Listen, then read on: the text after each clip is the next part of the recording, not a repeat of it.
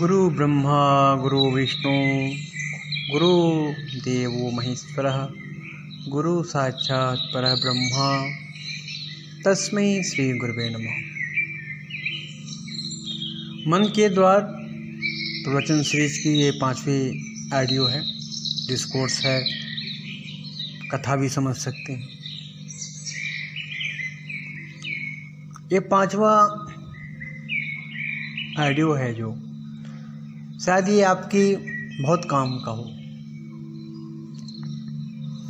इसे आप बिल्कुल रिलैक्स होके आराम से तनाव भय मुक्त होके सुनिए। और इस 5वें ऑडियो में मैंने मुक्त, इसका सब्जेक्ट है मुक्त। मुक्ति 1000 प्रकार की होती है और जैसे जैसे हम बंधनों से पार होते चले जाते हैं वैसे वैसे हमें आत्मबोध होता है। इसलिए मनुष्य की अंतिम क्रिया मुक्ति बोलते हैं। मुक्ति लोग बोलते हैं, उसको मोक्ष बोल देते हैं, शरीर से भी मुक्त हो जाना। परंतु अब शरीर से मुक्त होके किसको स्वर्ग मिला है, किसको नरक मिला, ये तो हम पृथ्वी वालों को तो पता ही नहीं चलता है। तो उस मुक्ति का क्या लाभ जब हमें पता ही नहीं हो, हम किसी को बता ही नहीं पाए कुछ भी बात, तो उस चीज़ का लाभ नहीं। जो जीवन के उपरांत मरने की बाद की घटना जितनी भी है उसे कहा नहीं जा सकता, समझाया नहीं जा सकता और महसूस भी किसी व्यक्ति को नहीं कराया जा सकता। ठीक है, तो उस पर उतनी दूर की आस लगाने की फायदा नहीं है। जो भी आनंद, सफलता, विफलता, कष्ट, प्रेम, दुख, घृणा सब इसी पृथ्वी पे ही है और उसका आप एहसास करते हैं। ठीक है, तो आपको वो चरम अवस्था जो मुक्ति की है वो भी आपको पृथ्वी पे ही घटित होनी चाहिए। और वो क्या है, कैसे मुक्त होंगे, क्या क्या करके आप अपने कर्मों से और अपने इस बंधनों से मुक्त हो जाएं, इन सब बातों पे हम छोटी छोटी चर्चाएं करेंगे। मेरी ऑडियो बहुत बड़ी मैं करना भी नहीं चाहता हूँ और ज़्यादा किस्से कहानी सुनाने से भी फ़ायदा नहीं। किस्से कहानी तो आप कथा में, सत्संग में सुनते ही होंगे। मैं इस ऑडियो में मैं लोगों को बस आत्म अनुभव बताना चाहता हूँ, कैसे आप उसे महसूस कर सकते हैं, पा सकते हैं और अभी जो कर रहे हैं उससे क्यों नहीं लाभ हो रहा है। तो सबसे पहले है, जब आपके पास कोई भी चीज़ ना हो और आप उसे पाने का प्रयास करेंगे तो वहीं से भय का शुरुआत होता है। आपकी मान लीजिए आप स्कूल लाइफ में हो, अपने टॉपर बनने की संकल्प इच्छित कर लिया मन के अंदर, तो कहीं ना कहीं भय इसका भी होगा कि अगर नहीं पास हो पाया तो फेलियर ना हो जाऊं। जब हम अपनी सफलता को सोचते हैं और उसका बैक का जो माइनस पॉइंट है वो कहीं ना कहीं है ही। हर चीज़ का एक दो पहलू होती है, सिक्के का 2 पहलू है, अच्छा है तो बुरा भी है। तो सिक्के का जो दूसरा पहलू है, आपके कर्म का दूसरा पहलू है, वो है सफलता के उपरांत विफलता।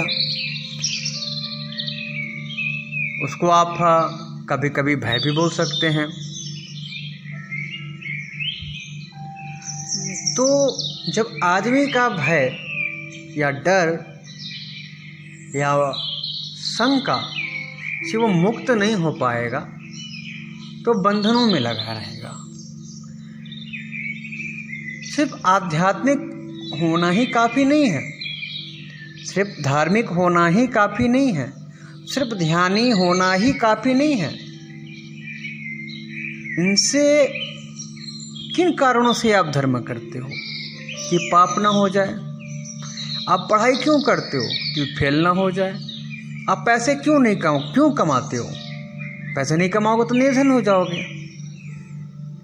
आप भोजन क्यों करते हो, भोजन नहीं करोगे तो पेट को भूख लगेगा। तो ये माइनस पॉइंट सदैव जीवन से चलती रहती है। और जिस व्यक्ति के ऊपर ये माइनस पॉइंट हावी होने लगती है वो भयभीत हो जाता है। वो अपने कर्म क्षेत्र में भयभीत हो जाएगा, अपने अध्ययन अध्यापन में भयभीत हो जाएगा। धर्म करने वाले की पाप का भय अगर रह गया, पाप के कारण वो धर्म कर रहा है तो उसका पाप उसके ऊपर हावी हो जाएगा। वो भयभीत हो गया, उसका धर्म विफल। पढ़ने वाला बच्चा फेल ना हो जाए इसलिए पढ़ रहा है तो उसका पढ़ना फालतू, उसके मन में तो डर है। वो अच्छा कर्म समझ के, अपना नैतिक अधिकार समझ के नहीं कर रहा। इस कारण से वो भय के साथ यात्रा कर रहा है।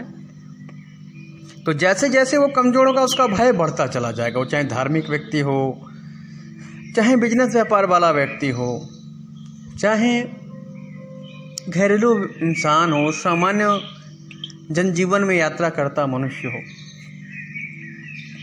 तो जब तक आदमी भय से मुक्त नहीं हो जाता है तब तक उसे हर चीज़ सताती रहती है। धार्मिक व्यक्ति को उसका धर्म सताता है और वो उससे मुक्त नहीं होता और ज़्यादा पूजा पाठ करता है और ज़्यादा कथा सत्संग में जाता है, क्योंकि मुक्त होना चाहता है, मुक्त हुआ नहीं। पाप का डर है, मन में पाप का डर है।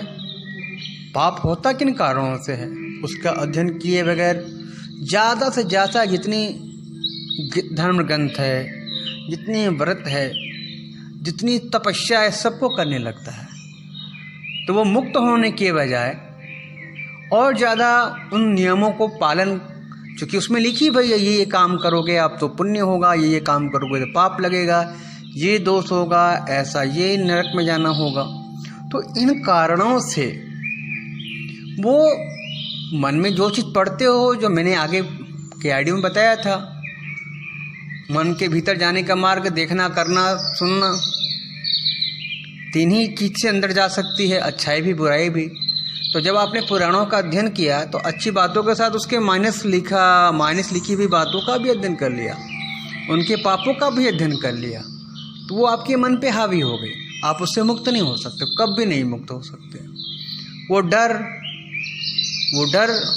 तो जान लिया ना आपने, उसके कारण, वो डर के कारण से आपने गलत कर्म नहीं किए।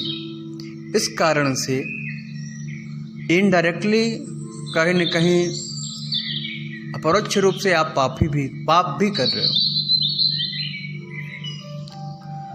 और जब आदमी भय से मुक्त हो जाता है, सही गलत का अंतर करने लगता है और इस भय से मुक्त हो जाता है, तो ये भय के देने वाले ग्रंथ हो या इनके मानने वाले अनुयायी हो, किसी भी धर्म के हो, वो उनसे भी मुक्त हो जाता है, वो निराकार में हो जाता है। हम लोग के हिंदू धर्म में दो व्यवस्था है, साकार ब्रह्म, निराकार ब्रह्म। तो जो साकार ब्रह्म की उपासना करते हैं, कहीं न कहीं उसके पीछे भय एक मुख्य कारण है।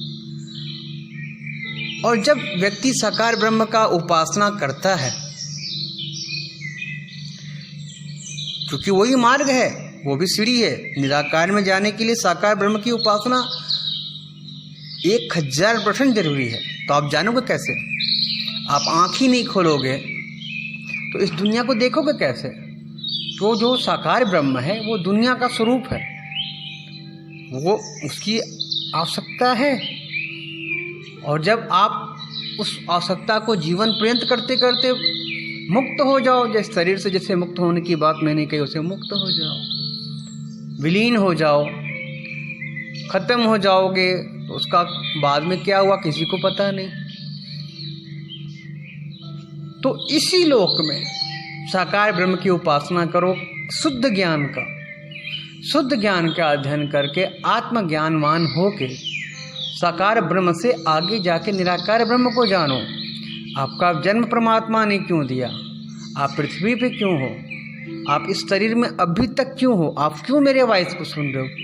हर चीज़ के पीछे कारण है।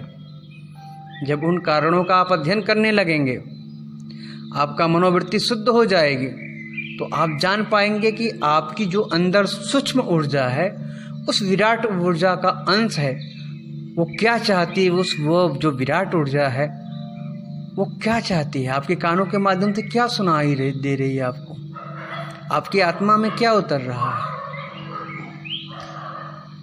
तो जब आप इन तमाम प्रकार के भय से, डर से, पाप से मुक्त हो जाओगे, तो शुद्ध रूप में आप एक आत्मबोध, आत्मज्ञानवान व्यक्ति बन पाएंगे। फिर लाख परिवार आपके पीछे पड़ा रहे, लाख समाज आपके पीछे पड़ जाए, परंपरा, ये रूढ़िवादी नीति, परंतु एक बार निराकार ब्रह्म की रसस्वादन होने से, परमात्मा की परम ऊर्जा से मिलन के बाद, परमात्मा की परम ऊर्जा के दर्शन के बाद फिर ये सब तुच्छ हो जाएंगे। आपको तो रहना ही है, क्योंकि ये भौतिक शरीर है, इस भौतिक लोक में रहते हैं। तो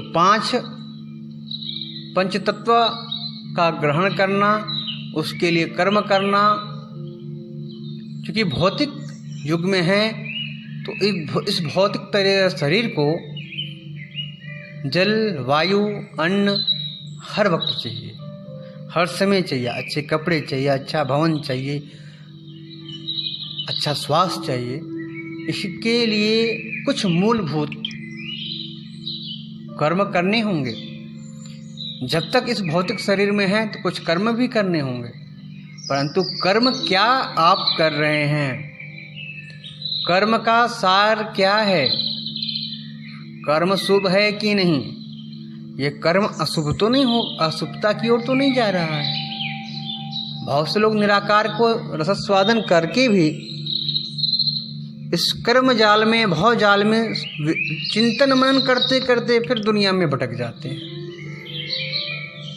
तो एक बार परमात्मा के हाथ पकड़ लेने के बाद, उस परम तत्व का परम रसस्वादन कर लेने के बाद,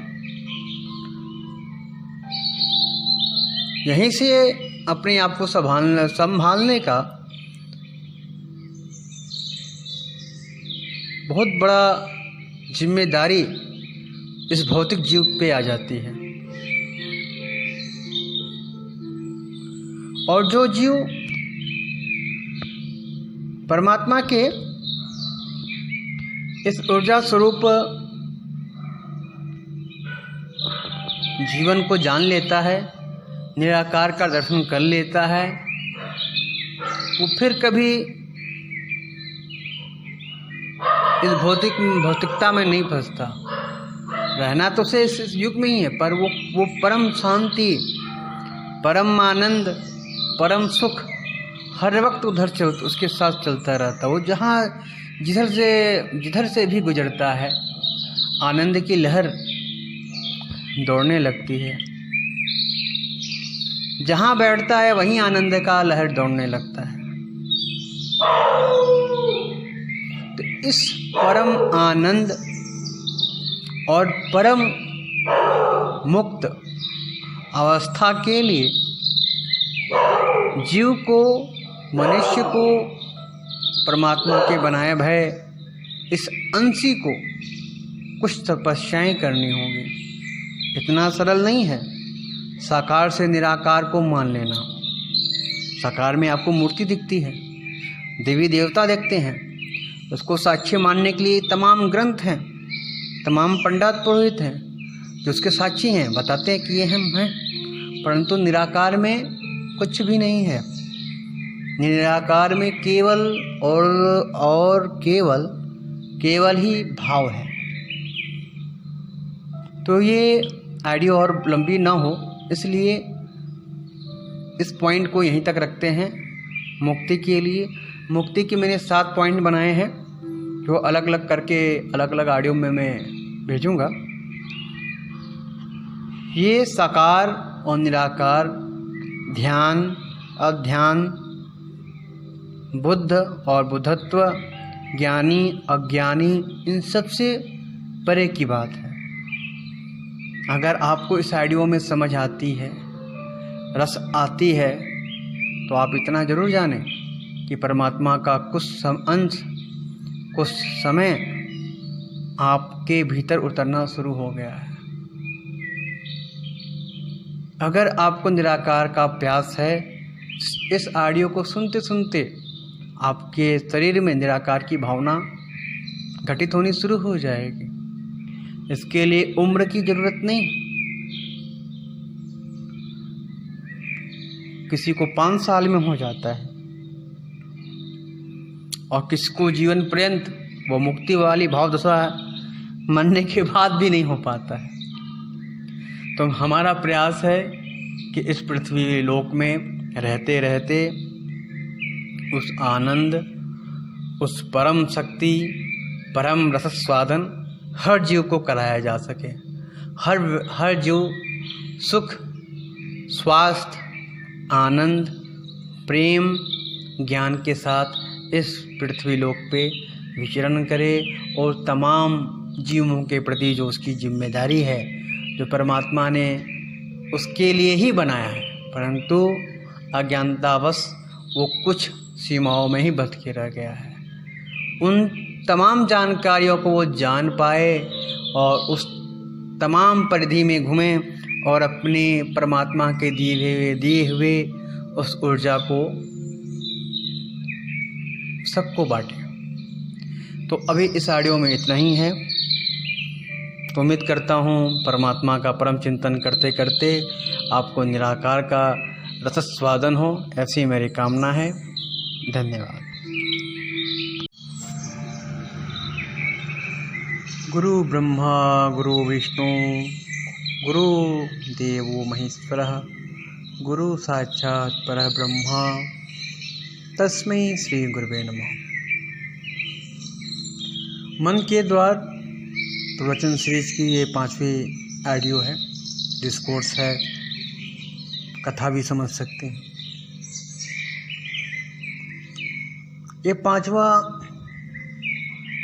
ऑडियो है जो शायद ये आपकी बहुत काम का हो। इसे आप बिल्कुल रिलैक्स हो के आराम से